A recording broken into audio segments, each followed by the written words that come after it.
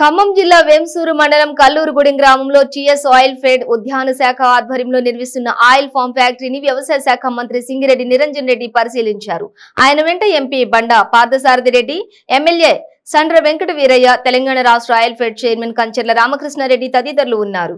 ఈ సందర్భంగా మంత్రి మాట్లాడుతూ కేంద్రంలో రాబోయేది రైతు ప్రభుత్వమే అని, దేశంలో తెలంగాణ మోడల్ అమలు కావాలని అన్నారు. ఆ లక్ష్యం కోసమే కేంద్ర ప్రభుత్వం రూపాయి సాయం చేయకున్నా సాగునీరు, ఉచితంగా 24 గంటల కరెంటు, రైతు బంధు, రైతు బీమా, పంటల కొనుగోళ్లు రాష్ట్ర ప్రభుత్వ నిధుల నుండి ఖర్చు చేసి రైతులకు చేతనిస్తున్న దేశంలోని ఏకైక రాష్ట్రం తెలంగాణ రాష్ట్రం అని అన్నారు. ఈ పథకాల మూలంగా తెలంగాణలో వ్యవసాయం నిలబడిందని అన్నారు. పాటు ఉండేటువంటి ఇతర పంటలు మొత్తం సాగు కూడా లాభసాటి ఉండాలి. ఇది ఆకర్షణీయంగా ఉండాలి. ఒక ఇంచు భూమి ఖాళీ ఉండవద్దు, బీడుపడవద్దు, ఒక మనిషి ఖాళీగా ఉండవద్దు. ప్రతి చేతికి పని రావాలి, ప్రతి చేనుకు పంట పెట్టుకునేటువంటి వెసులుబాటు ఉండాలి.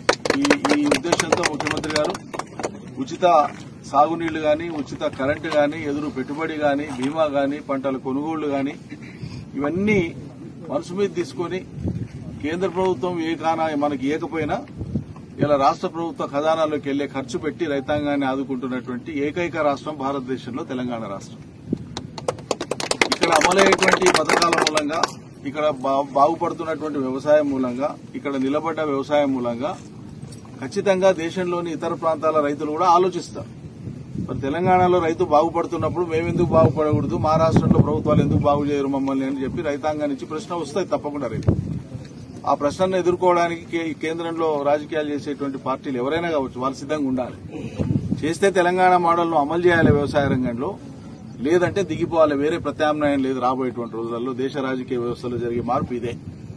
కాబట్టి ఇక్కడ జరుగుతున్నటువంటి రైతు సానుకూల విధానాల మూలంగా జరుగుతున్నటువంటి పనులను మనం కాపాడుకుంటూనే, ఈ ప్రభుత్వానికి మద్దతుగా ఉంటూనే, మనలాగా ఈ దేశంలోని రైతాంగం అంతా కూడా బాగుపడడం కోసం మనం అభిలషించాలి, ఆకాంక్షించాలి.